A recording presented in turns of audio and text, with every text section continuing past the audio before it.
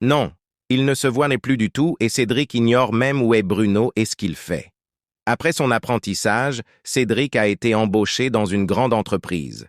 Le soir, il se retrouve seul, après le travail dans la petite chambre qu'il a louée. Il s'ennuie.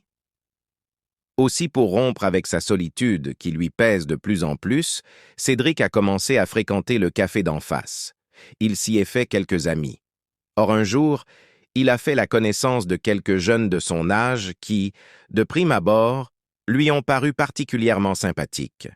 Ses nouveaux amis lui ont expliqué à demi-mot qu'il y avait moyen de gagner de l'argent plus facilement qu'avec un tournevis d'électricien. Que ce que les gens ne voulaient pas donner, il suffisait de le leur prendre. C'est parce que Cédric s'est laissé convaincre et entraîner par ses nouveaux amis qu'il s'est retrouvé un jour, menottes aux mains entre deux policiers. Oui, il a été arrêté lors d'un vol dans une banque.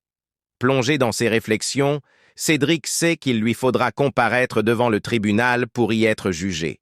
Il risque d'être condamné à une lourde peine, peut-être une amende dont il est bien incapable de payer le premier sou. Le jour du jugement est arrivé. Encadré par deux policiers, Cédric a été introduit dans le tribunal.